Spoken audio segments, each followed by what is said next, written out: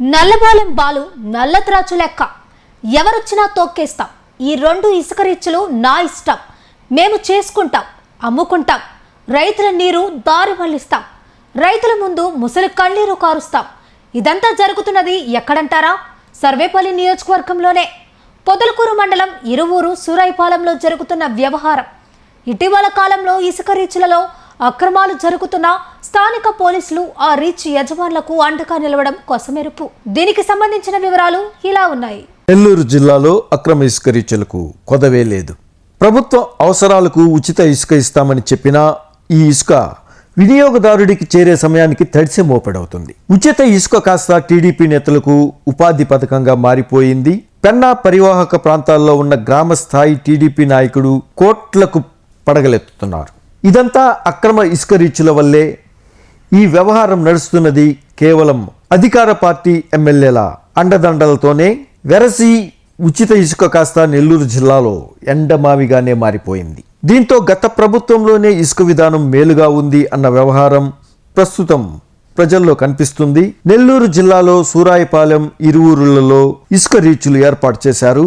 ఈ రీచ్లు స్థానికంగా ఉన్న ఎమ్మెల్యే సోమిరెడ్డి అనుచరుడు ఆధ్వర్యంలో నిర్వహిస్తున్నారు. ఈ రీచ్లు ఎన్జీటీ రూల్స్ కు వ్యతిరేకంగా జరుగుతున్నాయి. ఇరువూరు ఇసుక రీచ్లో రెండో పంటకు పెన్నా నదిలో వస్తున్న నీటి ప్రవాహానికి అడ్డుకట్ట వేసి 1 కిలోమీటర్ దూరం పైచిలుకు పెన్నా నదిలో మలుపులు తిప్పి సిమెంట్ పైపులు ఏర్పాటు చేసి రైతులకు పారే నీటిని దారి మళ్లించి పెద్ద పెద్ద ఇటాచీలు పెట్టి ఇసుకను తోడేస్తున్నారు. ఈ ఇసుక పర్యావరణ నిబంధనలకు వ్యతిరేకంగా 20 అడుగుల లోతుకు ఈ ఇసుకను తోడుతున్నారు.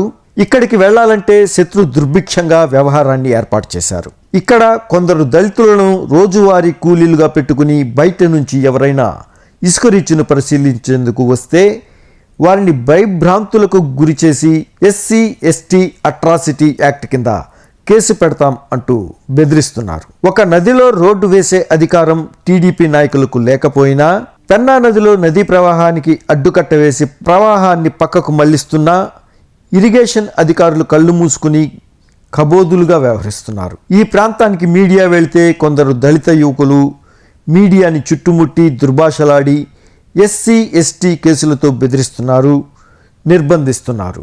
ఇటీవల కాలంలో ఓ ఛానల్కు సంబంధించిన బృందం ఇరువురు ఇసుక రీచ్ పరిశీలనకు వెళ్తే 2 ట్రాక్టర్లు, 2 లారీలు ముందు వైపు, వెనుక వైపు ఓ 6 బైకులు అడ్డం పెట్టి నానా ఇబ్బందులకు గురిచేశారు.